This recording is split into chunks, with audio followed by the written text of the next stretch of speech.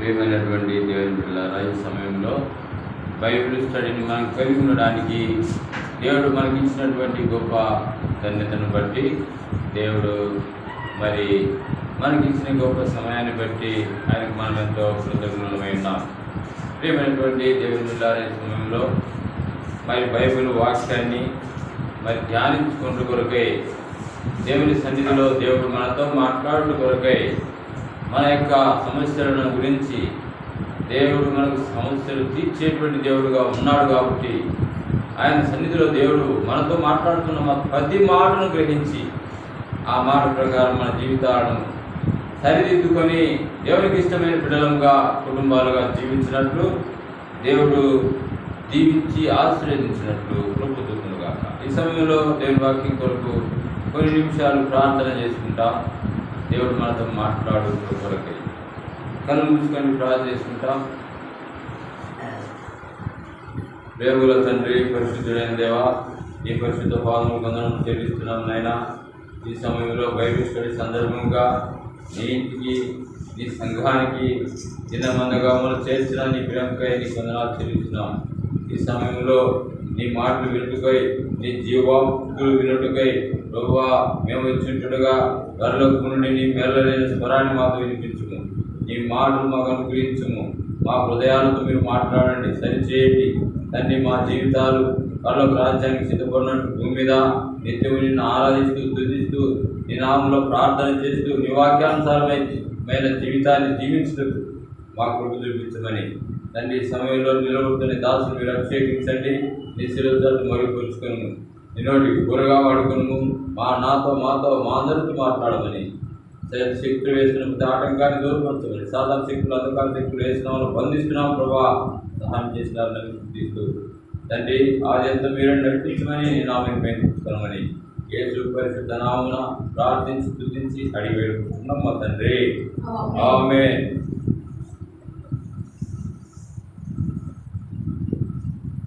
ప్రేమల దేవుడు ప్రభువైన యేసు ప్రభు ఈ రాత్రి సమయంలో తన యొక్క బిడ్డలమైన మనకు తన వాక్యాన్ని బోధించడానికి సిద్ధంగా ఉన్నాడు. వినే చెవి, గ్రహించే మనసు మనమందరం కలిగిన వారమై మనకున్న ప్రతి డిస్టర్బెన్స్ను, శత్రువేషం దాటంకాన్ని దూరపరుచుకొని ఆయన సన్నిధిలో భయము, భక్తి కలిగిన వారంగా కూర్చొని దేవుని వాక్యముల ద్వారా మనం మన కుటుంబాలు వర్ధిల్లుతాయన్న సంగతి దేవుడు మనకు తెలియజేస్తున్నాడు. ఈ విధంగా మరి దేవుని గ్రంథంలో మరి దావీదు కీర్తన 1వ అధ్యాయము 1-3 వచనాలు మనం చదివినట్లయితే, దావీదు కీర్తన 1వ అధ్యాయము 1-3 వచనాలు మనం చదువుకుంటాం. చూడండి, ఇక్కడ రాయబడిన మాట చూస్తే, దుష్టుల ఆలోచన చొప్పున నడవక, పాపుల మార్గమున నిలవక, అపహాసకులు కూర్చున్న చోట కూర్చుండక, యెహోవా ధర్మశాస్త్రమందు ఆనందించుచు దివారాత్రము దాన్ని ధ్యానించువాడు ధన్యుడు. అతడు నీటి కాలువల ఎవరన్నా నాటబడినదై ఆకు వాడక తన కాలమందు ఫలమిచ్చు చెట్టు వలె ఉండును. అతడు చేయనిదంతయు సఫలమగును. ప్రియమైనటువంటి దేవుని పిల్లారా, దేవుడు ఈ మాటలు, ఈ వాక్యాన్ని మన కొరకు దీవించి ఆశీర్వదించుగాక.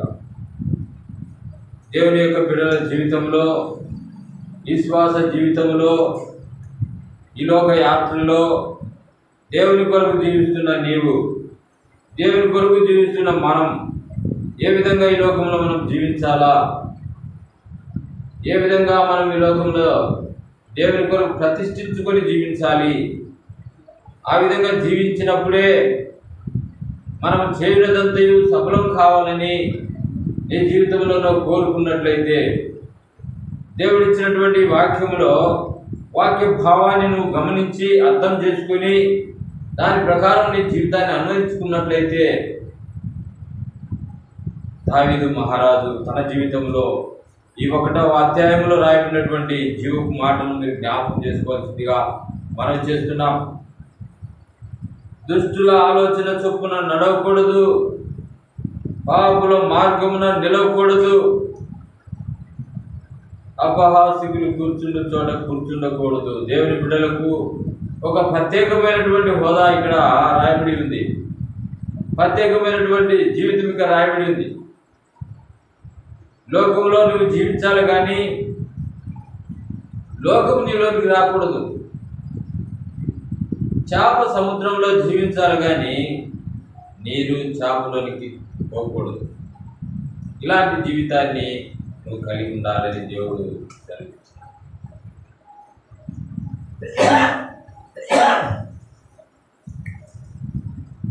దేవుని సంగమా,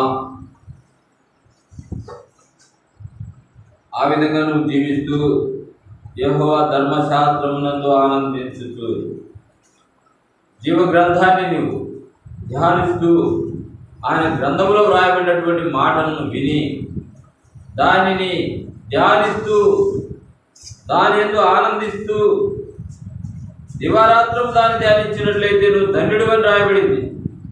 నువ్వు ధన్యుడిగా తీర్చబడతావు. ధన్యుడిగా తీర్చబడమే కాదు, నువ్వు చేపడుతున్నటువంటి ప్రతి పని, ప్రతి వ్యాపారము, ప్రతి ఉద్యోగము, నీ జీవితంలో, నీ కుటుంబ జీవితంలో నువ్వు కోరుకుంటున్నటువంటి ప్రతి అక్కర నీ ద్వారా దేవుడు జరిగించాలంటే, నీ ద్వారా సఫలం చేయబడాలి ప్రతి సమస్య అని నువ్వు ఎరిగినట్లయితే, ఆలోచించినట్లయితే పైన ఉన్నటువంటి మాటను జ్ఞాపకం చేసుకో. దుష్టుల ఆలోచన చొప్పున నడవక, పాపుల మార్గమున నిలవక, అపహాసుకులు కూర్చుండే చోటను కూర్చుండక, నువ్వు దివారాత్రము ధర్మశాస్త్రాన్ని ధ్యానిస్తూ దాని యందు నువ్వు ఆనందిస్తూ ఉండాలా. బైబిల్ గ్రంథాన్ని చదువుతూ ఉండాలా. దాని దేవుని గ్రంథంలో ఉన్న మాటలు వింటూ నీ యొక్క హృదయం ఉల్లసిస్తూ ఆనందిస్తూ ఈ నిబంధన వాక్యాలను నీ హృదయమైన పలక మీద వ్రాసుకోవాలా. ప్రభా, నీకు విరోధమైనటువంటి వ్యక్తుల మధ్య నేను ఎక్కడైనా కూర్చున్నానా? నీకు విరోధమైనటువంటి మనుషుల మధ్య నేను ఎక్కడైనా సంచరిస్తున్నానా? ఈలోక సంబంధమైనటువంటి ప్రతి మనుషుడు మరి దుష్ట స్వభావాన్ని కలిగి ఉన్నాడని ఎరిగినప్పటికీ కూడా నేను దుష్టులతో సహవాసం చేస్తున్నానా? ఆ విధంగా నా జీవితం ఉన్నట్లయితే, ఇదిగో నీ ఫలానా స్థలంలో, ఫలానా ఆఫీసులో, ఫలానా లోకంలో, ఫలానా చోట, ఫలానా దేవునికి ఇష్టమైనటువంటి చోట్లు అనేకములు ఉంటున్నాయి. అది నీ మనస్సాక్షికి తెలుసు, మన అంతరంగ స్వభావానికి తెలుసు. దేవుని వాక్యానుసారంగా నువ్వు వాటి నుండి తప్పించబడి, వాటి నుండి వేరై దేవుని వాక్యానికి నువ్వు లోబడి, దేవుని బిడ్డల సహవాసము, దేవుని బిడ్డల యొక్క ప్రార్థన, దేవుని బిడ్డల యొక్క ఉపదేశాన్ని, దేవుని యొక్క క్రమాన్ని, దేవుని యొక్క శరీర రక్తాలను తినేటువంటి సంఘాన్ని నువ్వు కలిగి ఉంటూ ఆ యొక్క సంఘములో నీ జీవితము ఆనందింపజేసుకున్నట్లయితే, దేవుని వాక్యానుసారంగా నువ్వు జీవిస్తూ వచ్చినట్లయితే, అతడు చేయనదంతయు సఫలమగును. అతడు చేయనదంతయు, నువ్వు ఏదైనా చేయాలని ఆశ నీకు ఉన్నట్లయితే, చదువులో ఉన్నత స్థాయికి రావాలనుకుంటున్నావా? ఉద్యోగం లేదా? నీకు ఉద్యోగం, మంచి ఉద్యోగం కావాలనుకుంటున్నావా? శరీరానికి ఆరోగ్యం లేదా? సంపూర్ణమైన ఆరోగ్యం నీకు కావాలని కోరుకుంటున్నావా? నీ వ్యాపారంలో వృద్ధి లేదా? నష్టం అనుభవిస్తున్నావా? వ్యాపారంలో గొప్ప లాభాన్ని కావాలని నువ్వు కోరుకుంటున్నావా? ఉద్యోగంలో ఉన్నత స్థాయిలో నువ్వు ఉండాలని నువ్వు కోరుకుంటున్నావా? నీకు వచ్చే ప్రతి కష్టాన్ని, ప్రతి నష్టాన్ని దేవుడు దూరపరచాలని నువ్వు కోరుకుంటున్నావా? అలాగైతే ఈ వాక్యాన్ని నువ్వు అనుసరించు. ఈ వాక్యాన్ని నువ్వు అనుసరించు. నువ్వు చేయనిదంతయు సఫలం చేస్తాడు దేవుడు. అలా నువ్వు ఉండకుండా నీ జీవితంలో నీ ఇష్టానుసారంగా నువ్వు జీవించినట్లయితే భక్తిహీనత చోటు చేసుకుంటుంది, అవిశ్వాసం చోటు చేసుకుంటుంది, అశ్రద్ధ చోటు చేసుకుంటుంది. నీ జీవితంలో సోమరితనం నీలోకి ప్రవేశిస్తుంది. భయంకరమైనటువంటి వ్యాధులు, నష్టము, పేదరికం నిన్ను ఆవరిస్తుంది. ఇలాంటి సమస్యల గుండా నువ్వు వెళ్ళవద్దని దేవుడు ఈ పరిశుద్ధమైనటువంటి గ్రంథంలో ఉన్నటువంటి జీవ మాటలు, దేవుని యొక్క వాక్యము నీకు తెలియజేయబడతా ఉంది. దేవుని వాక్యం అనగా దేవుడే. వ్యవహార సువార్త 1వ వచనం ప్రకారం వాక్యము దేవుడై ఉండెను, ఆయన మూలముగా సమస్తము కలిగెను. యేసుక్రీస్తు మూలముగా సమస్తమును కలిగిన రాయబడింది. ఆ వాక్యము శరీరధారి అయి కృపా సత్య సంపూర్ణుడుగా మన మధ్య నివసించెను. ఆయనే ప్రభువైన యేసుక్రీస్తు. ఆయనే శాపగ్రస్తమైన శిలువ మరణాన్ని నీకు బదులుగా ఆయన పొందినాడు. నీ శిక్ష బదులుగా ఆయన శిక్ష అనుభవించినాడు. నీ కొరకు ప్రాణం పెట్టినాడు. నీ కొరకు 3 దినాలను తిరిగి లేచినాడు. మరణాన్ని జయించి తిరిగి లేచి సజీవుడుగా సర్వ మానవాళికి తన యొక్క పునరుత్థానాన్ని కనపరుచుకొని పరలోకానికి ఆరోహణమైనట్టుగా మనం చూస్తూ ఉన్నాం బైబిల్ గ్రంథంలో. ప్రియ సోదరి సోదరుడా, ఇంత గొప్ప రక్షణ నీకు ఇచ్చి దేవుడు నిన్ను పెంచి పోషిస్తూ సుఖంగా నేను జీవింపజేస్తాను అని వాగ్దానం చేస్తున్నప్పుడు ఎందుకు నీ జీవితంలో నిర్లక్ష్యం అలక్ష్యం? ఎందుకు నీ జీవితంలో ఇంకా మరి ఆలస్యం చేస్తున్నావు? అన్ని విషయాలు అలా ఉండకూడదని దేవుని యొక్క వాక్యము సెలవిస్తా ఉంది. ప్రియ సోదరి సోదరుడు, ఇంకా చూడండి 2 కొరింథీ 6వ అధ్యాయము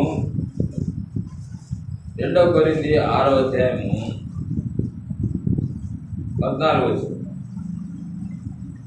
మీరు అవిశ్వాసులతో జోడుగా ఉండకుడి. నీతికి దుర్నీతితో ఏం సాంగత్యము? వెలుగునకు చీకటితో ఏం పొత్తు?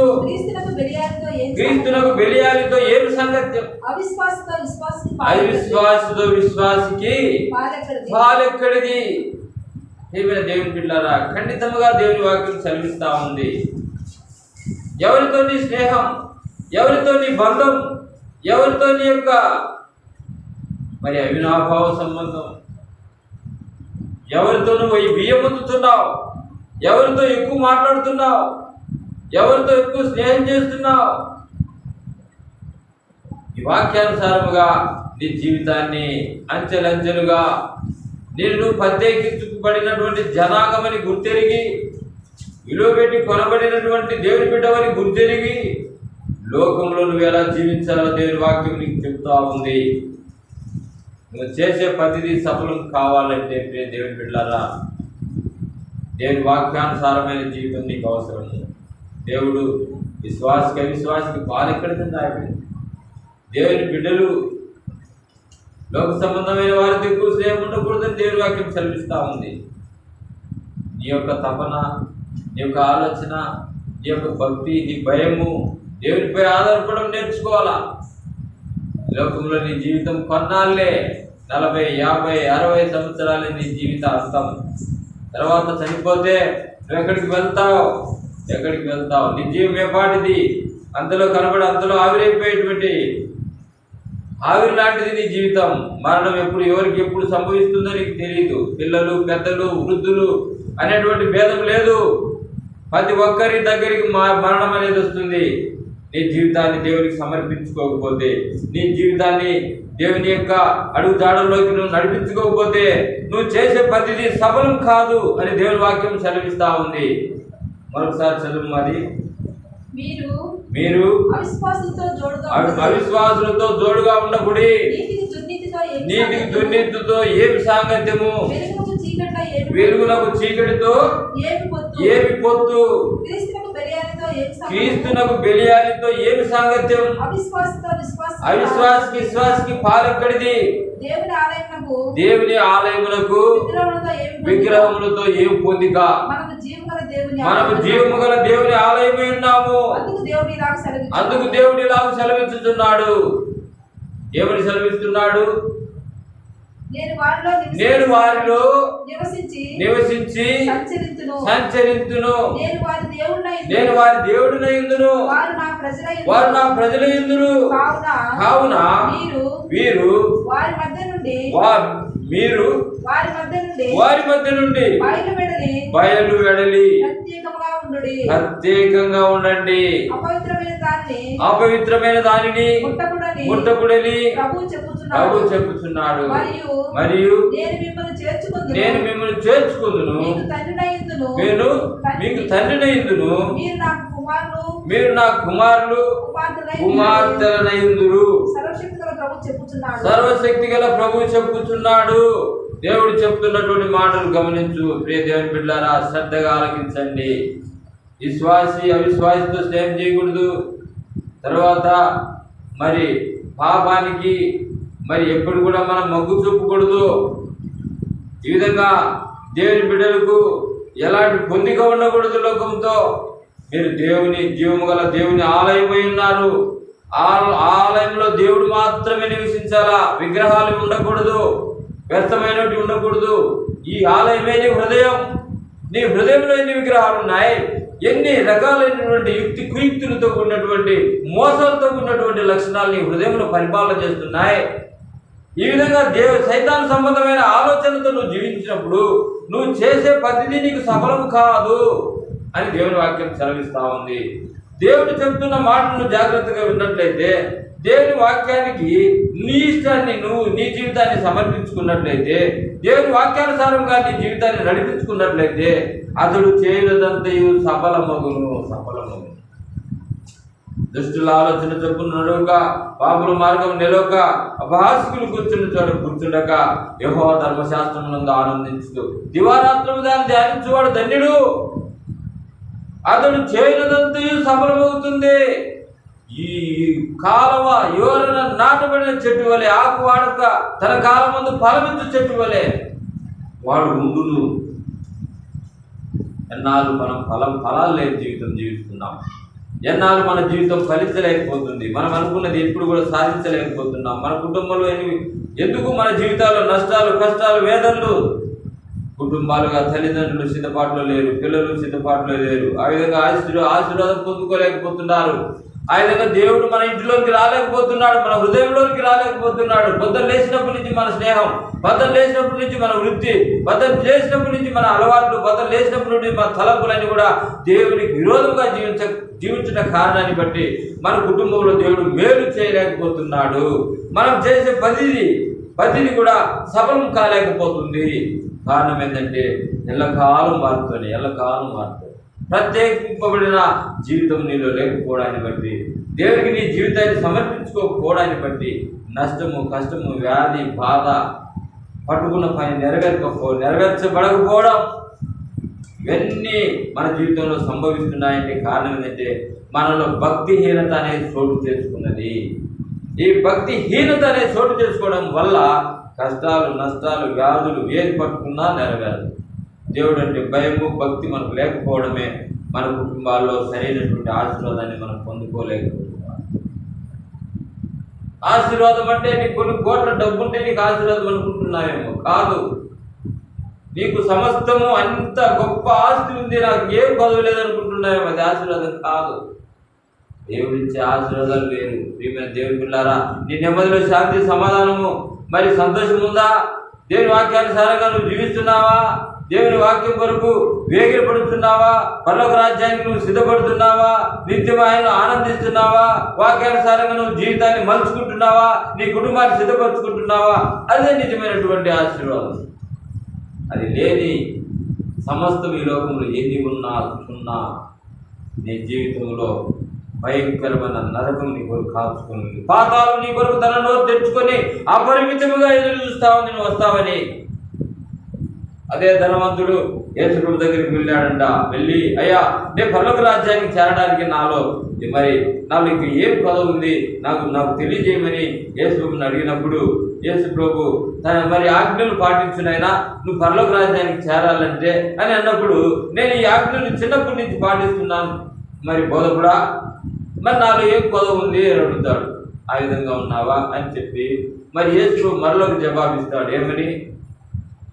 నువ్వు నిత్య రాజ్యానికి, పరలోక రాజ్యానికి నువ్వు చేరాలి అని నువ్వు అనుకున్నట్లయితే, పరలోక రాజ్యంలో నువ్వు ఉండాలని, నువ్వు జీవించాలని కోరుకున్నట్లయితే నీ ఆస్తి నమ్మి పేదలకు ఇచ్చి నన్ను వెంబడించాడు. వాడు మిగులు ఆస్తి గలవాడు కనుక ఆ మాట విని వ్యసనపడుతూ వాడు వెళ్ళిపోయినట్టు రాయబడింది. మత్తయి సువార్తలో రాయబడింది, 19వ అధ్యాయం రాయబడింది. ప్రియమైన దేవుడా, చెప్తున్నా ఈ మాట గుర్తు. వాడి ప్రేమ పోగొట్టుకున్నాడు, వాడికి ఉన్న ఆస్తిని పోగొట్టుకున్నాడు, ఆ పరలోక రాజ్యాన్ని పోగొట్టుకున్నాడు. అదే దేవుని మాట ఏంటంటే పరలోక రాజ్యం దక్కిండేది వానికి, దేవుని ఆశీర్వాదం దక్కిండేది వానికి. వారి ఆస్తి ఎంతమందికి పంచుతాడో, ఎంతగా దేవుని స్వార్థం ప్రకటిస్తాడో, ఎంతగా దేవుని కొరకు ఖర్చు పెడతాడో, దేవుడు చెప్పినటువంటి మాటను వాడు అనుసరించింటే ఆ పరలోక రాజ్యానికి నిత్య జీవానికి వారసుడైండేవాడు, దేవుని ఆశీర్వాదాలు అధికంగా పొందుకునేవాడు. ఇప్పుడు వారి ఆస్తి పోయింది, పరలోక రాజ్యం పోయింది. వారికి మిగిలింది ఏంటి? నరకం. యుగ యుగాల అగ్నిగంధకాలతో మండే గుండం వారి ఆస్తిగా మిగిలింది. ఎవడు నిన్ను విడిపించే నాదుడు? నీ ఆస్తి, నీ యొక్క అంతస్తా, నీ హోదా, నీ అందము, నీ చందము, నీ డబ్బా, ఏది నిన్ను విడిపించదు. ప్రియమైనటువంటి దేవుని బిడ్డలారా, గుర్తుపెట్టుకో.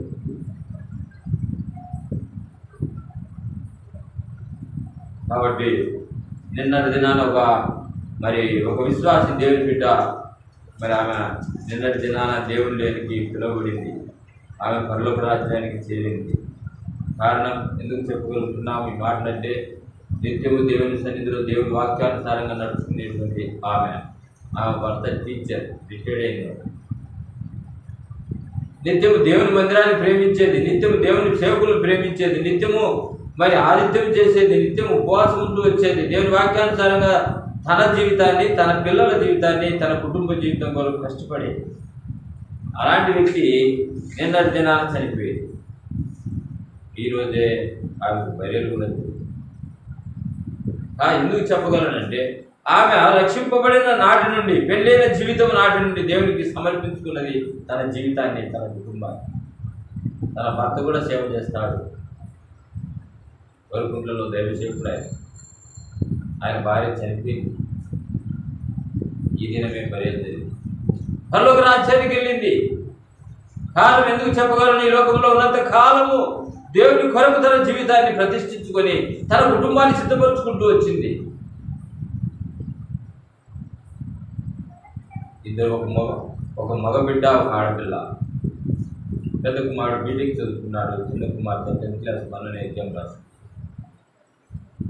కుటుంబాన్ని దేవుడు ఆశీర్వదిస్తూ వస్తున్నాడు. ఈ లోకంలో దేవుడు ఆశీర్వదిస్తున్నాడు. మంచి ఇల్లు, మంచి హోదా, సమృద్ధి కుటుంబంలో ఉన్నప్పటికీ కూడా మరణము ఏ రోజు నీ దగ్గరకు వస్తుందో నీకు తెలియదు. ఏ వయసుతో నిమిత్తం లేదు.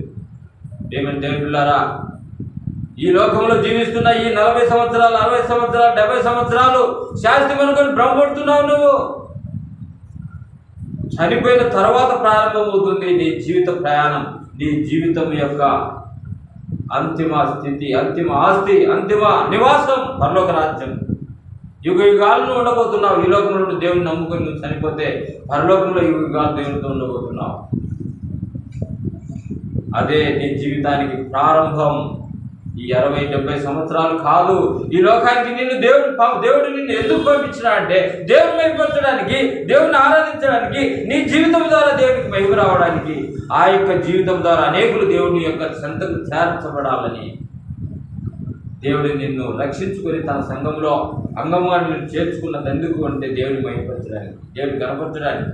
ఆయన రక్షణలను దాగి ఉండి ఆ పరలోక రాజ్యానికి సిద్ధపడుతూ అనేకులు దేవుని ఇంటికి నడిపించడానికి, దేవుని సన్నిధికి నడిపించడానికి దేవుడు నిన్ను రక్షించుకున్నాడన్న సంగతి నువ్వు మర్చిపోయినావు. ఇది నీ జీవితంలో శాశ్వతమైనటువంటి ఆశీర్వాదమైన సంగతి నువ్వు మర్చిపోయినావు. అందుకే దేవుని విషయంలో నిర్లక్ష్యం, అలక్ష్యం, చాలా రకాలైనటువంటి సోమరితనం, భక్తిహీనత, అవిశ్వాసం, ఏముందిలే ఆయన కనపడుతున్నాడా, ఏముంది ఆయన ఏం చేస్తాడులే మనల్ని అనుకుంటున్నావు. ఏమైనా దేవుని ఈ మరణం తర్వాతనే నీకు ముగింపు జీవితం ఉందన్న సంగతి మర్చిపో. దేవుని నమ్ముకోకుండా నువ్వు చనిపోతే, దేవుని మందిరానికి వచ్చి వాక్యం వినకుండా నువ్వు చనిపోతే, దేవుని బిడ్డలతో సహవాసం చేయకుండా, ఆయన శరీరాన్ని రక్తాన్ని నువ్వు తిరిగి త్రాగకుండా, బాప్తిస్మం తీసుకోకుండా, ఆ పాప క్షమాపణ అనుభవం లేకుండా నువ్వు చనిపోతే నరకం నీ కొరకు కాల్చుకుని ఉంది. భయంకరమైన నరకం. దానికి సాక్ష్యం ధనవంతుడైనటువంటి వ్యక్తి నరకంలో కాలుతూ ఉన్నాడు. యేసులో ముందుగానే చెప్పినాడు, ఈ లోకం నీకు శాశ్వతం కాదు. నీ భార్య బిడ్డలు ఎమ్మట్రాడు, నీ తల్లిదండ్రులు ఎమ్మట్రారు, నీ అన్నదమ్ములు ఎమ్మట్రారు, నువ్వు సంపాదించినటువంటి ఆస్తులను ఎమ్మట్రావు. ఒంటరిగా వచ్చినా ఒంటరిగా వెళ్ళిపోతావు. ఏం పట్టుకొని పోలేవు. సమస్తం వ్యర్థమైన సంగతి గుర్తుపెట్టుకో. ఈ లోకంలో ఉన్న జీవితమే ఇదే జీవితం అనుకొని భ్రమపడుతున్నావు, అజ్ఞాన స్థితిలో ఉంటున్నావు. అలాంటి జీవితం నీకు వద్దని దేవుడు సెలవిస్తున్నాడు. నిజమైన జీవితం, నిజమైనటువంటి ఆశీర్వాదం యేసు ప్రభువులో దాగి ఉంది. బుద్ధి, జ్ఞానములు, సర్వ సంపదలు ఆయన ఎందే గుప్తమై ఉన్నాయి. నమ్మిట నీవన్నైతే నమ్మువానికి సమస్తము సాధ్యమే. నమ్మగలవా ఈ రాత్రి? కాబట్టి నువ్వు చేయనదంతా సఫలం చేయబడాలండి. నువ్వు పట్టుకున్న ప్రతిదీ కూడా దేవుడు ఆశీర్వదించాలంటే, నీ పిల్లలు దీవించబడాలంటే, నీ కుటుంబం ఆశీర్వదించబడాలంటే, చనిపోతే నువ్వు పరలోక రాజ్యం చేరాలంటే ఈ లోకంలో ఉన్నప్పుడే యేసును నమ్ముకో. ఈ లోకంలో ఉన్నప్పుడే దేవుని యందు భయము భక్తి కలిగి నడుచుకో. ఈ లోకంలో ఉన్నప్పుడే దుష్టుల ఆలోచన చొప్పున పాపల మార్గం నిలవక అపహాసకులు కూర్చుంటే, అపహాసకులు అంటే ఎగతాళి చేసేవారు, అవమానపరిచేవారు. మరి ఎక్కువ దుష్ట స్వభావం కలిగిన వారు, అపహాసకులు, పాపులు దేవుని ఎరగని దేవుని గ్రంథంలో సెలవిస్తాము. పాపం అనగా ఆజ్ఞాతిక్రమమే పాపం. దేవుడు చెప్పిన పని చేయకపోవడమే పాపం. దేవునికి విధేయత చూపకపోవడమే పాపం. దేవుని నమ్మకపోవడమే పాపం. దేవునింటికి రాకపోవడమే పాపం. దేవుని ఎడల అశ్రద్ధ చూపడమే పాపం. ఎన్ని రకాలు చెప్పగలవు బైబిల్ గ్రంథంలో రాయబడిన పాపాలు. ఏ పాపం నువ్వు చేయలేకపోతున్నావు నేను పరీక్షించుకో. వీటన్నిటిని విడిచిపెట్టు. నమ్మకమైన జీవితం జీవించు, విశ్వాస జీవితం జీవించు, నీతిమంతంతో కూడిన జీవితం జీవించు. అప్పుడు పరలోక రాజ్యానికి నీవు నీ కుటుంబం చేరగలవు. ఈ లోకంలో నీ కుటుంబంలో ఉన్న ప్రతి ఒక్కరిని దేవుడు రక్షించుకుంటాడు, దేవుని సన్నిధికి నడిపిస్తాడు, ఆ వాక్యం వినిపిస్తాడు, ఆ వాక్యానుసారమైన జీవితం దేవుడు నీకు అనుగ్రహిస్తాడు. ఈ లోకంలో ఉన్నంత కాలము నువ్వు చేసే ప్రతిదీ నీకు సఫలం చేయబడుతుంది.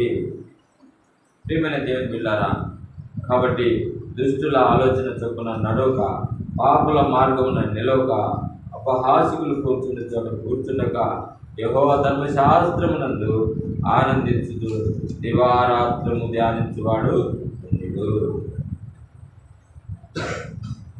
దుష్టుల ఆలోచన చొప్పున ఎవరు నడుచుకున్నారో చూద్దాం. ఒక వ్యక్తిని చూద్దాం, నడుచుకొని తన జీవితంలో ఏం నష్టపోయినాడో చూద్దాం. మత్తయి సువార్త 25వ అధ్యాయం 16. మత్తయి సువార్త 25వ అధ్యాయం 16.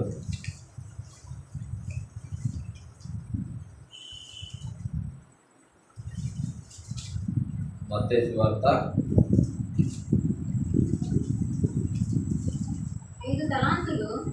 5 తలాంతులు తీసుకునిన వాడు వెళ్ళి, మత్తయి సువార్త 25వ అధ్యాయం, మత్తయి సువార్త 25వ అధ్యాయం 16 14 నుంచి చదవండి. ఒక మనుషుడు దేశాంతరమునకు ప్రయాణమై తన దాసులను పిలిచి తన ఆస్తిని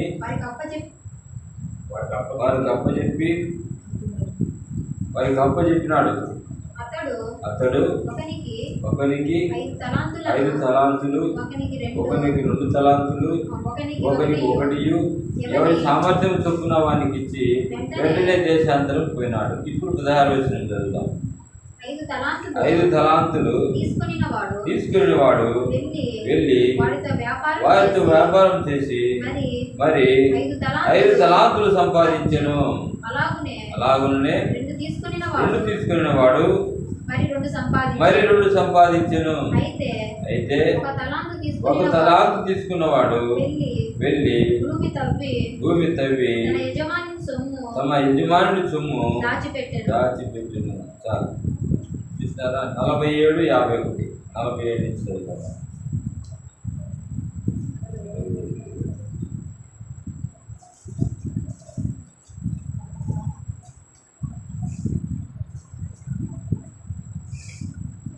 కాబట్టి ఇక్కడ రాయబడినటువంటి మాటలు మనం గమనించినట్లయితే అన్ని విషయాల్లో దేవుడు మరి ఈ యొక్క ఆశీర్వదించబడడానికి గల కారణాలు ఏంటి? దేవుడు మనకు కొన్ని తలాంతులు ఇచ్చినాడు. కొన్ని తలాంతులు ఇచ్చి ఆ తలాంతులు మరి 5 తలాంతులు సంపాదించుకోనమని మరి దేవుడు మనకిచ్చినటువంటి తలాంతులు ఏంటివంటే దేవుని మందిరానికి రావడము, దేవుని మందిరానికి వచ్చి ఆయన వాక్యానుసారంగా జీవించడము. ఇటువంటి మాటలన్నీ కూడా మరి మన జీవితంలో మనకిచ్చినటువంటి తలాంతులు. ఏ తలాంతు ఇచ్చినా పాటలు పడే వరం ఇచ్చినాడేమో, వాక్యం చెప్పే వరం ఇచ్చినాడేమో, మందిరానికి వచ్చి పరిచయం చేసే వరం ఇచ్చినాడేమో, ఈ విధంగా నీ జీవితంలో దేవుడికి నువ్వు సమర్పించుకున్న నాటి నుండి దేవుడికి నీకు కొన్ని తలాంతులు ఇచ్చినాడు. ఆ తలాంతులు నువ్వు నెరవేర్చకపోతే నీ జీవితంలో ఎప్పుడు కూడా మరి దేవునికి అయిష్టమైనటువంటి వ్యక్తిగా, దేవునికి విరోధమైన జీవితం జీవించే వ్యక్తిగా జీవించబోతున్నావు. ప్రియమైన దేవుని బిడ్డారా, ఈ విధంగా దేవుడు ఇచ్చినటువంటి తలాంతులు నువ్వు ఏ విధంగా వినియోగించుకుంటున్నావు? ఏ విధంగా వినియోగించుకుంటున్నావు? పేతురు 12 మంది శిష్యులలో ప్రధానమైన వ్యక్తి. ఈయన యేసుప్రభువు అడిగినప్పుడు, పేతురు నువ్వు నన్ను ప్రేమిస్తున్నావా అని అడిగినప్పుడు ఏమంటాడు? నేను నిన్ను ప్రేమిస్తున్నాను ప్రభా 3 సార్లు అడిగినప్పుడు నేను ప్రేమిస్తున్నానని నువ్వేరు ప్రభా. అయితే ఈ యొక్క దుష్టుల మధ్య కూర్చొని, చలిమంట దగ్గర కూర్చొని పేతురు 3 సార్లు యేసుప్రభు నేను ఎవరో నాకు తెలియదని పంపుతాడు. 3 సార్లు పంపుతాడు. ముందే చెప్పినాడు దేవుడు, యేసుప్రభు ముందే చెప్పినాడు, పేతురు ముమ్మారు నన్ను ఎవరో అని నువ్వు పంపుతావు అన్నాడు. ఆ విధంగా నేను చేయను ప్రభా, ఆ విధంగా నేను చేయను అని దేవునితో మాటిస్తాడు. అయినను ఆ సమయం వచ్చింది. దుష్టులు చలిమంట దగ్గర చలిమంట కాచుకుంటున్న సమయంలో ఒక చిన్న పాపం వచ్చి, నువ్వు కూడా చేస్తూ ఉన్నవాడు కావా? ఒకమంతా సింగిలించుకొని, నేను కాదు కాదు కాదు చేసి నాకు ఎవరో తెలియదు అంటాడు. అసలు 3 సార్లు మూడోసారి మొక్కినప్పుడు కోరుకుంది. యేసుప్రభు ఏ విధంగా అయితే చెప్పినాడో ఆ విధంగా జరిగింది.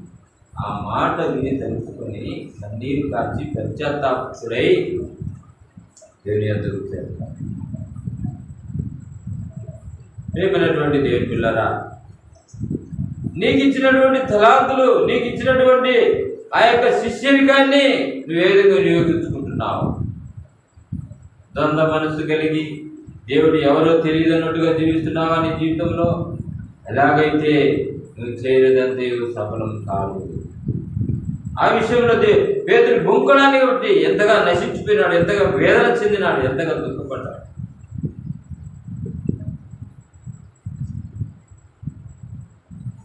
విద్య లేని పామరుడు, చదువు లేదు పేతురు, జాలరి. అలాంటి వ్యక్తి యేసుప్రభువుని నమ్ముకున్నాడు. నమ్ముకున్న తర్వాత పేతురు వాక్యం చెప్తే 3000 మంది రక్షణ పొందినారు. విన్నవారు ఎంతమంది లెక్క రాయలేదు. 3000 మంది రక్షణ పొందినారు, బాప్తిసం తీసుకున్నారు, రొట్టె ద్రాక్షరసం తీసుకున్నారు, సంఘముగా ఏర్పడ్డారు. వాళ్ళు ఏమి పేతురులో ఉన్న ప్రత్యేకత, కారణం ఏంటి? చదువు లేని వ్యక్తి. నువ్వు చదువున్నా కూడా దేవుని కార్యం చేయలేదు. చదువున్నా దేవుని వాక్యం చెప్పలేకపోతున్నావు, చదువున్నా దేవుని వాక్యం చదవలేకపోతున్నావు, చదువున్నా దేవుని వాక్యానుసారంగా జీవించలేకపోతున్నాం. మనం యేసు ప్రభువుని వెంబడించినటువంటి ఆ విద్య లేని పాపుడైనటువంటి పేతురు గారు ఒక్కసారి వాక్యం చెప్తే 3000 మంది రక్షణ పొందారు, బాప్తిసం తీసుకున్నారు. ఇలాంటి సందర్భాలలో నీ జీవితంలో దేవుడు గొప్ప కార్యాలు చేయాలని నేను ఇష్టపడుతున్నప్పుడు ఎందుకు ఎన్నిక వేస్తున్నావు? దుష్టుల ఆలోచన చొప్పున నడుస్తూ ఉన్నంత కాలము దేవుని చెంతకు రానికుండా సాతాను అడ్డగిస్తాడు. నిన్ను గుర్తుపెట్టుకో. ఇది ఎరిగినప్పటికీ కూడా నీ జీవితాన్ని మలుచుకోలేకపోతున్నావు. నీ జీవితంలో కారణం ఏంటో నీకు మాత్రమే తెలుసు, నీ అంతరాత్మకు తెలుసు. దేవుని కొరకు నువ్వు జీవించకపోతే ఈ లోకంలో నీ జీవితం అశాశ్వతమైన దాని ఎప్పుడు వేదన, చింత, దుఃఖం, బాధ, మోసం, యుక్తి, అబద్ధాలు, వీటన్నిటితోనే మనం బతకాలి. ఎందుకు? మనలో ఉన్నవాడు సాధారణ సంబంధి కాదు. ఈ భయంకరమైన శత్రువైన సైతాన్ని ఓడించడమే క్రైస్తవ జీవితంలో క్రైస్తవుని యొక్క లక్షణము, క్రైస్తవుని యొక్క ఆయుధాలు, మరి సర్వాంగ కవచాలని దేవుని వాక్యంలో రాయబడినాయి. ఎఫెసీ 6:15 నుంచి రాయబడినాయి. యుద్ధోపకరణం, సర్వాంగ కవచాలు, వాటిని ధరించుకోవాలంటున్నాను. ధరించుకోకపోతే వాడిని జయించలేవు. ఎప్పుడు నిత్యం వాడు నీ మీదనే దృష్టి నుంచి నీ మీదనే పోరాడుతూ ఉంటాడు. ఓడిపోతున్నావు నీ బలహీనత బట్టి, నీ అసహ్యమైన జీవితాన్ని బట్టి. నీ సోమరితనాన్ని బట్టి, నీ నిర్లక్ష్యాన్ని బట్టి, నీకున్న కీర్తిని బట్టి నశించిపోతున్నావు. అందుకే ఏది పట్టుకునే నెరవేరలేదు. దేవుడు ఆశీర్వదించలేకపోతున్నాడు మన జీవితాన్ని. 5 రొట్టెలు 2 చేపలు ఆ పిల్లవాడి దగ్గర ఉన్నప్పుడు, ఆ పిల్లవాడి దగ్గర ఉన్న 5 రొట్టెలు 2 చేపలను యేసు చేతుల్లోకి తీసుకుంటుందా 5,000 మందికి ఆహారంగా మారి 12 గంపలు మిగిలినట్టుగా చూస్తున్నాం. ఆశ్రయించడానికి ఆయన చేతిలోకి నువ్వు రాలేకపోతున్నావా? రావడానికి ఇష్టం లేకుండా ఉందా? ఎన్నాళ్ళు ఈ యొక్క ఐశ్వర్యమైన జీవితం జీవిస్తాం? ఎన్నాళ్ళు పేదరికం, ఎన్నాళ్ళు దరిద్రత, ఎన్నాళ్ళు నష్టం, కష్టం, ఈ వేదన, వీటన్నిటి నుండి నువ్వు విడుదల పొందాలంటే దుష్టుల ఆలోచన చెప్పాలన్నాడు. రెండో వ్యక్తిని చూద్దాం. ఆదికాండం 19వ అధ్యాయం. ఆదికాండం 19 4వ వచనం. ఆదికాండం 19వ అధ్యాయము 4వ వచనము 31వ వచనం. ఆదికాండము 19వ అధ్యాయం 4. వారు పండుగ ముందు ఆ పట్టణస్థులు అనగా సొదొమ మనుషులు, బాలులను, వృద్ధులను, ప్రజలందరూ నలుదిక్కుల నుండి కూడి వచ్చి ఆ ఇల్లు చుట్టివేసి, చాలు, ఆ ఇల్లు చుట్టివేసి 31 నుండి చదువు. అట్లుండగా అక్క తన చెల్లితో, మన తండ్రి ముసలివాడు, లోక మర్యాద చొప్పున మనతో పోవుటకు లోకంలో ఏ పురుషుడును లేడు. మన తండ్రికి ద్రాక్షారసం తాగించి అతనితో సేవించి మన తండ్రి వలన సంతానం కలుగజేసుకుందామని రమ్మని చెప్పిను. ప్రియమైనటువంటి దేవుని పిల్లారా, లోతు పాపుల మార్గమున నివసించిన రాయుడు. సొదొమ గుమర పట్టణస్థులు ఎలా ఉన్నారంట? వాళ్ళు ఆ యొక్క పట్టణాల్లో నివసిస్తూ ఉన్నప్పుడు సొదొమ పట్టణంలో ఉన్న మనుషులు ఏ విధంగా ఉన్నారంట? 4వ వచనం మరొకసారి చదువు. 4వ వచనం. సొదొమ పట్టణస్థులు ఏ విధంగా వారి యొక్క పాప క్రియలలో జీవిస్తున్నారు చూడండి. 4వ వచనం. వారు పండుగనకు మునుపు ఆ పట్టణస్థులు అనగా సొదొమ మనుష్యులు, బాలురు, వృద్ధులు, ప్రజలందరూ నలుదిక్కుల నుండి కూడి వచ్చి ఆ ఇల్లు చుట్టివేసి. చూసినారా? ఎవరి ఇల్లు చుట్టివేసినారు? లోతు ఇల్లు చుట్టివేసినారు. ఎవరి ఇల్లంతా? పాపులు. దేని కొరకు చుట్టూ వేసినారు తెలుసా? కింది భాగాలు చదువుకుంటూ పోతా ఉంటే అన్ని విషయాలు అక్కడ రాయబడింది. బాలులు, వృద్ధులు, ప్రజలందరూ ఆ ఇల్లును చుట్టూ వేసినారు. ఏ ఇల్లు అది? లోతు ఉన్నాడు, లోతు భార్య ఉంది, లోతు కూతురు ఉన్నారు. ఆ ఇల్లును చుట్టూ వేసినారు. ఎందుకు చుట్టూ వేసినారన్న సంగతి పాపుల మార్గమున నువ్వు నివసిస్తే ఇదే గతి నీకు పడుతుందన్న సంగతి గుర్తుపెట్టుకోండి. పాపుల ఉన్న స్థలంలో మనం నిలవకూడదు. బాలులు మొదలుకొని, వృద్ధులు మొదలుకొని, ప్రజలందరూ అదే వృత్తంట ఆ పట్టణం. ఆ యొక్క సొదొమ గొమొర్రా యొక్క పాపము బహు ఘోరమైందట. ఆ ఘోరమైనటువంటి పాపము దేవుడి సన్నిధికి చేరింది. తట్టుకోలేకపోయినాడు దేవుడు. ఎవరన్నా ఉన్నారని ఇంటి ముందు ఆ పట్టణాల్లో అంటే ఒక లోతు మాత్రమే. ఆ లోతును కాపాడడం కొరకు, ఆ లోతును బయటికి తీసుకొని రావడం కొరకు దేవుడు ఆ లోతును బయటికి తీసుకొని వచ్చిన తరువాతనే ఆ 2 పట్టణాలను నాశనం చేసినాడు. అగ్ని గంధకాలతో ఆ పట్టణాన్ని కాల్చివేసినాడు. కారణం బాలులు, వృద్ధులు, ప్రజలందరూ.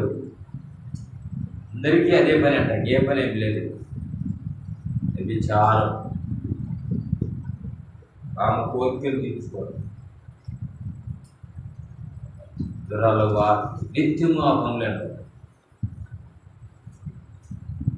ఆ పట్టణాల యొక్క మొర దేవుని సన్నిధికి చేరింది. తట్టుకోలేకపోయినట్టు అగ్ని గంధకాల చేత కాల్చివేసినాడు. ఒక్క పిల్ల కూడా నిలబడకుండా కాలిపోయింది. పట్టణాలకు తగలబెట్టినాయి. ఒక్క లోతు కుటుంబాన్ని మాత్రమే దేవుడు రక్షించినాడు. రక్షించిన తరువాత ఆ లోతు ఒక ద్రాక్ష తోటను వేసినప్పుడు, ఆ ద్రాక్ష తోట బహుగా పండినప్పుడు ఆ ద్రాక్ష గెలలు తీసుకుని ద్రాక్ష రసాన్ని తాగి మత్తుడై పడుకుని ఉన్న సమయంలో వీళ్ళ కూతురు మాట్లాడుతున్న మాటలే ఈ 30. చూడండి, పాపాన్ని నువ్వు పొత్తు కలిగి ఉంటే, పాపానికి నువ్వు బంధాన్ని కలిగిస్తూ ఉంటే, పాపాన్ని నువ్వు ఆశిస్తూ ఉంటే అది నిన్ను వదిలిపెట్టదు. సోదరుడా, ఆ వ్యభిచారంతో పుట్టిన జనాంగమే మోయాబీయులు, అమ్మోనీయులు. ఎప్పుడు దేవుని బిడ్డలకు విరోధులు వాళ్ళు. వ్యభిచారంతో ఎవరితో ఉంది నీ స్నేహం? ఎవరితో జీవిస్తున్నాం మనం? ఏ విధంగా పాపుల మధ్య ఎంతవరకు నడుస్తున్నాం? పాపులు అనేకులు మన లోకంలో తిరుగుతున్నప్పుడు ఎదురైతూనే ఉంటారు. సాధారణ మన ఇంతకే పిలుచుకొని వస్తాడు వాళ్ళను. ఎంత పని ఉందమ్మా నీకు? ఏం పని ఉందమ్మా నీకు? అవసరం ఇదే? ఓకే, 2 నిమిషాలు మాట్లాడు, నుంచి కట్ అయిపో. ఇలా నేర్చుకోవాలను. క్రైస్తవ జీవితం అతుకుబడినట్లుగా లోకముతో, పాపముతో, శరీరంతో, నేత్రాశ, జీవకుటుంబంతో అతుకుబడినట్లుగా ఉండకూడదు. ఈ పని అంతవరకు మాట్లాడి వెంటనే అక్కడి నుంచి బయటకు రావాలి. అతుకుబడి ఉంటువా? లోతుకు జరిగిన అన్యాయం, లోతుకు జరిగినటువంటి నష్టము, వేదన నీకు జరుగుతుంది. లోతు భార్య ఉప్పు స్తంభమే. దేవుడు చెప్పిన మాట వినకపోవడం కారణం ఇటరికి మనం గమనిస్తే పాపుల మార్గమున నిలవక. చివరిగా ఇంకొక వ్యక్తిని చూస్తాం. ఇంకొక వ్యక్తిని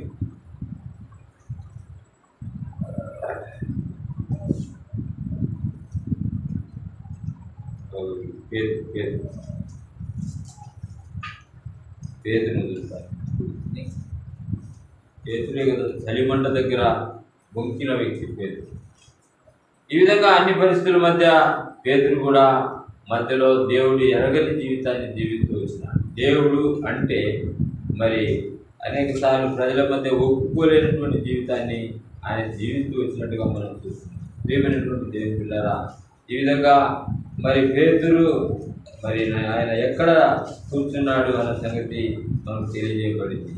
ఈ విధంగా లోతు ఎక్కడ కూర్చొని నివాసం చేసినాడు అన్న సంగతి మనకు తెలియజేయబడింది. ఈ విధంగా మరి అన్ని విషయాల్లో దేవుడు మనతో మాట్లాడుతూ ఉన్నప్పుడు మన జీవితాన్ని కూడా మనం పరీక్షించుకునే వారంగా ఉండాలని దేవుని గ్రంథము సెలవిస్తుందన్న సంగతి మర్చిపోవాలి. ఏ విధంగా జీవిస్తున్నావు ఈ లోకంలో? లోకస్తులతో నీ జీవితాన్ని మరి కొనసాగిస్తున్నావా? కొనసాగిస్తున్నట్లయితే నశించిపోతావన్న సంగతి మర్చిపోవాలి. ప్రియమైన దేవుని పిల్లారా, ఈ విధంగా యూదా తన జీవితం అంతా కూడా మరి యేసుప్రభు శిష్యులతో నడుస్తూ వచ్చినాడు. యేసుప్రభు శిష్యులతోనే యేసుప్రభు చేస్తున్న గొప్ప కార్యాలు చూస్తూ వచ్చినాడు, అద్భుత కార్యాలు చూస్తూ వచ్చినాడు. ఆయన డబ్బు సంచి కూడా ఆయన దగ్గరనే ఉంది. అంతగా ప్రధానమైనటువంటి స్థానము యూదాకి ఇస్తే యేసుప్రభు శిష్యులలో ఆయన ఏం చేసినాడు? 38 నాణెములకు అమ్ముకున్నాడు. ఎవరితో స్నేహం చేసినాడు ఆయన అంటే? ఆయన చేసింది దుష్టులతో సహవాసం చేసినాడు. ఈ దుష్టులు ఎప్పుడు యేసుప్రభుని చంపాలనే వాళ్ళ ఆశ, వాళ్ళ కోరిక. వాళ్ళతో స్నేహం చేసినాడు. ఎందుకు? 30 వెండి నాణ్యాలకు డబ్బును ఆశించి ధనాపేక్షకు లోబడి యేసుప్రభుని పట్టించినాడు. నిత్యము ఆయనతో తిరుగుతున్నాడు, నిత్యము ఆయనతో స్నేహం చేస్తున్నాడు, నిత్యం ఆయన ఇంటికి వస్తున్నాడు, ఆయన బిడ్డలతో సావం చేస్తున్నాడు. మరి ఈ బుద్ధి ఏంటి? వాటి దుష్టులతో సావం చేస్తే ఇలాంటి బుద్ధులే నీకు వస్తాయి. పాపుల మార్గములను నిలిస్తే ఇలాంటి లక్షణాలు, లోతుకు జరిగిన లక్షణాలను అనుభవిస్తావు. పేతురు వలె యేసుప్రభు ఎవరో నాకు తెలియదని నువ్వు ఒప్పుకోకపోతే, నాకు తెలియదని నువ్వు ఒప్పుకుంటే నశించిపోతావు. మరలా దేవుడు పేతురు పిలిచినప్పుడు మరలా నా సంఘాన్ని కాయము నా గొర్రెలు మేపును అని పేతురు అనే బండ మీద దేవుని యొక్క సంఘాన్ని దేవుడు కడతారు. ఈ విధంగా యూదా దుష్టుల ఆలోచన చొప్పున నడుచుకొని మరణం పాలైనాడన్న సంగతి మర్చిపోవద్దు. ఆ విధంగా లోతు పాపుల మధ్య సంసారం చేస్తూ నివాసం చేస్తూ తాను తన కుటుంబం పతనావ స్థితికి శాపగ్రస్తమైన స్థితికి దిగదాలి.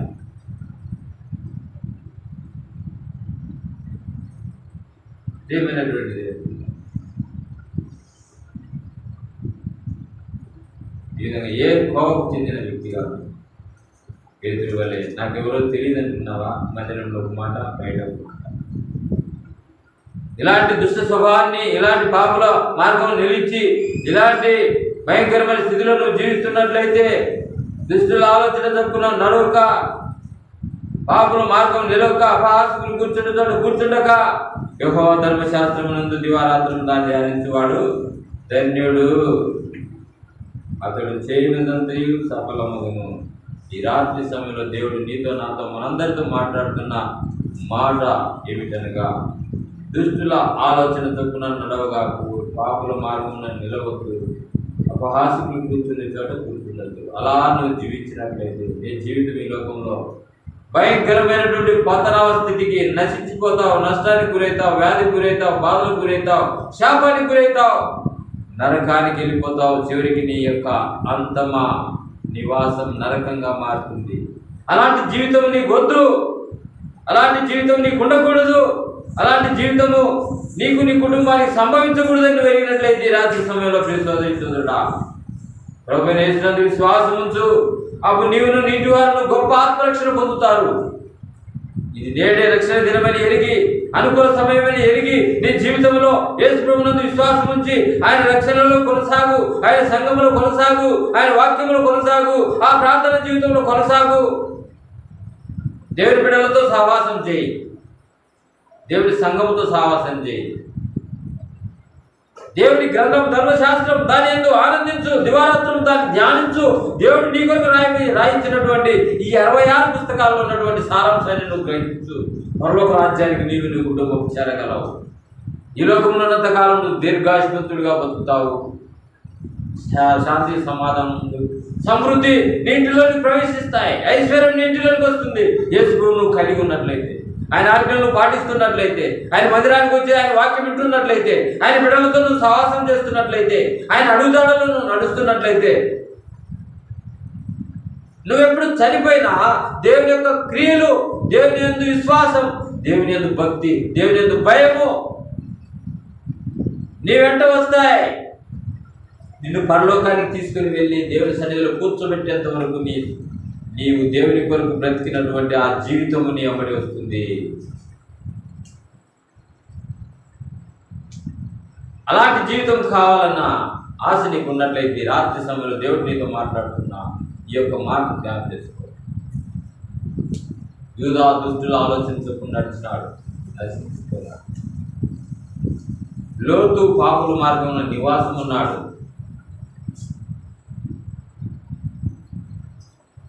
ఏమైనా దేవుని పిల్లాడాను నష్టపోయినాడు. పేతురు కూడా అపహాసుకి కూర్చొని కూర్చున్నాడు, బొంకినాడు.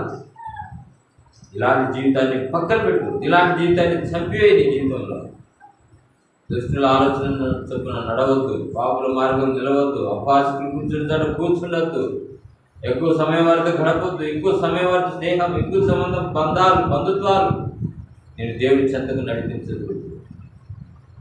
శత్రువైన సాతాను వారిలో ఉండి దేవుడు నీలో అయిష్టాన్ని పుట్టించే విధంగా, దేవుడు ఎవరో నీకు తెలియదనే విధంగా, దేవుడి దగ్గరికి పోకూడదని దృష్టి ఆరంభంలోనే అవ్వాదంలో మోసగించిన సాతానుడు దుష్టుడు నిన్ను ఈనాటికి మోసం చేయడానికి సిద్ధంగా ఉన్నాడు. నువ్వు ఫలించకూడదని, దేవుళ్ళు ఆశ్రయించబడకూడదని, దేవుళ్ళు ఆరోగ్యవంతునిగా ఉండకూడదని, దేవుళ్ళ శాంతి సమాధానం నీకు ఉండకూడదని, దేవుడిని నువ్వు దూషించాలని, దేవుడు నమ్మదగిన వాడు కాదని నువ్వు ఎరగాలి. అది నీలో పాప బీజాలు నీలో పోతుంటాడు, అబద్ధాలు నీలో వల్లిస్తుంటాడు. ఆ విధంగానే అపవాదములు చెడిపోయినారు, ఆ విధంగా అపవాదాలను నశించినారు, ఆ విధంగానే వారు చచ్చినారు, ఆత్మీయంగా చచ్చిపోయారు. ఆనాటి నుంచి వస్తున్నటువంటి వంశ పారంపర్యంగా వస్తున్నటువంటి పాపమే మానవాన్ని ఏలుతూ వస్తూ ఉంది. దేవుని సన్నిధికి చేరనేయకుండా సాతాను యొక్క ఉద్దేశాలు భూమి మీద వాడు నెరవేర్చుకుంటున్నాడు మానవుల మీద అని ఏ మానవుడు గుర్తెరుగుతాడో వాడు మాత్రమే సైతాను జయించగలడు, సాతాను నుండి విడుదల పొందగలడు, సాతాను నుండి చితకదొక్కగలడు, పరలోక రాజ్యానికి చేరగలడు. ఇది దేవుని యొక్క మాటగా మీరు నమ్మి విశ్వసించినట్లయితే, నమ్ముట నీ వల్ల అయితే నమ్మువానికి సమస్తములు సాధ్యమే అనే సంగతి గుర్తించి రాత్రి సమయంలో ఈ వాక్యానుసారంగా నీ జీవితాన్ని మలుచుకొని ఆ పరలోక రాజ్యానికి నీవు నీ కుటుంబం సిద్ధపడినట్టు దేవుడు ఆశీర్వదించుగాక. దేవుడి మాట మన కొరకై జీవించుగాక.